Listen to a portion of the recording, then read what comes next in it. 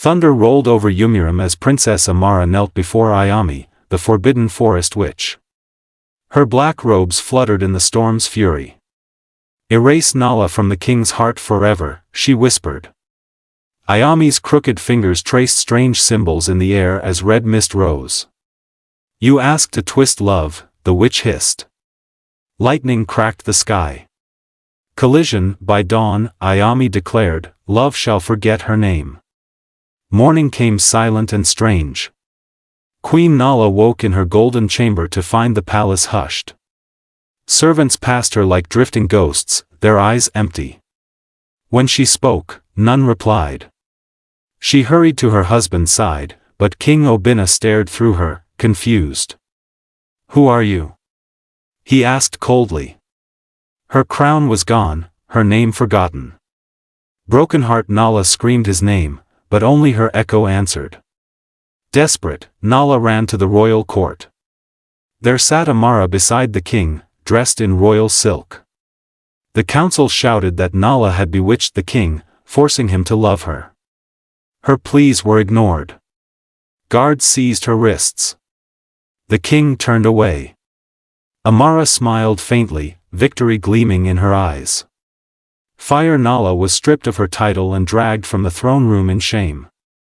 Barefoot and broken, Nala wandered into the wild forest beyond Yumurim. Rain soaked her torn gown.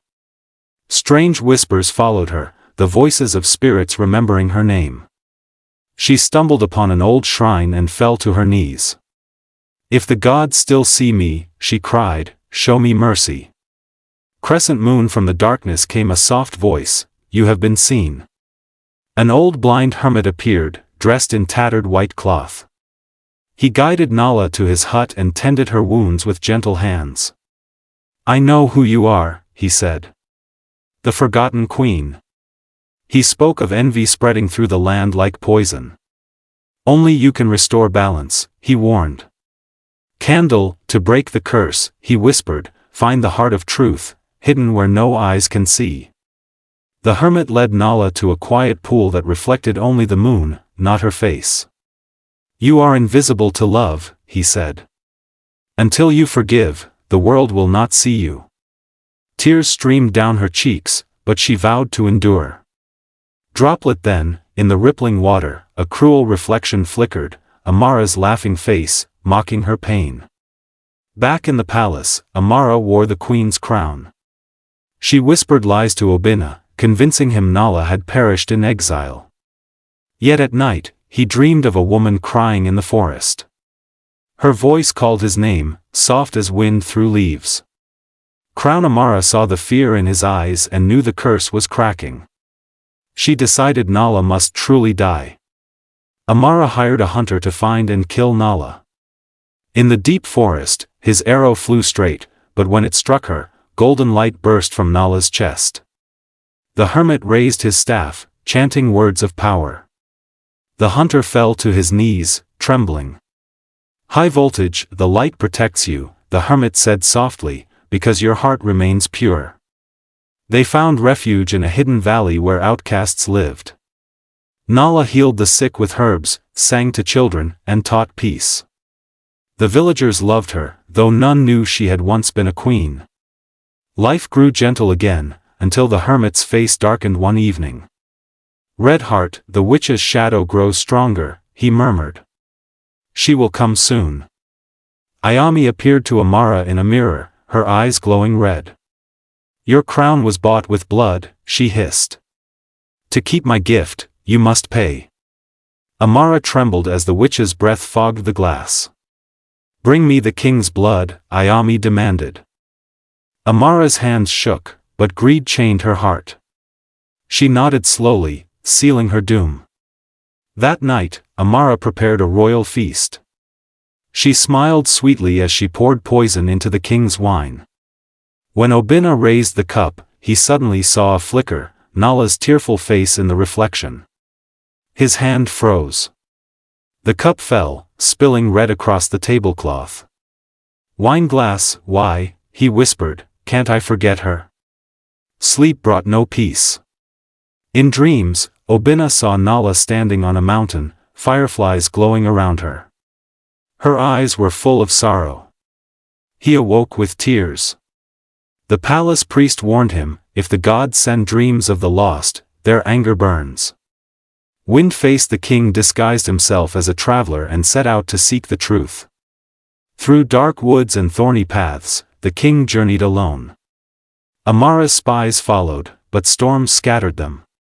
Weary, Obinna collapsed near the Valley of the Forgotten. There, Nala found him lying beneath the trees. She tended his wounds, unaware fate had led him back to her. Evergreen tree when he woke, her voice calmed his heart, though he knew not why. Days turned to weeks. The two grew close, their laughter filling the valley. Nala knew who he was, but fear chained her silence.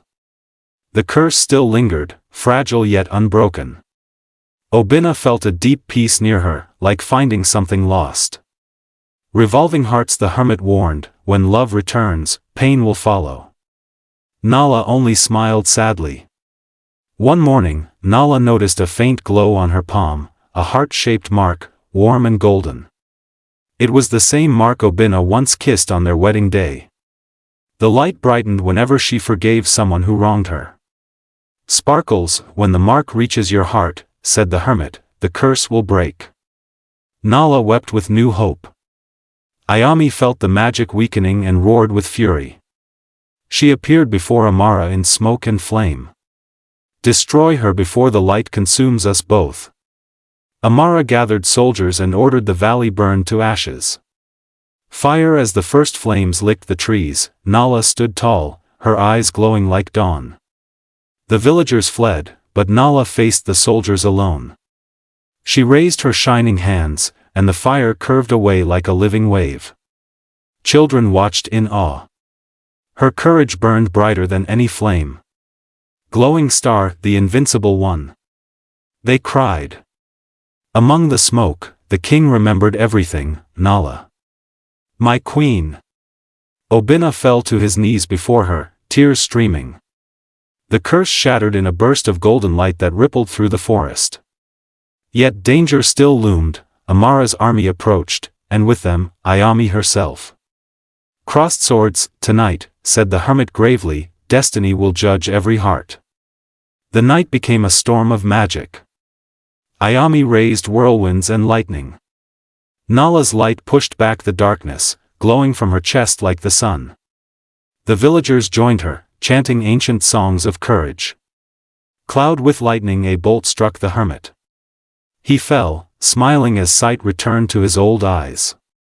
With his last breath, the hermit revealed his secret. "I was once the royal seer," he whispered, blinded for warning Amara's father of greed. His fading gaze met Nala's. "You were born to heal what envy destroyed."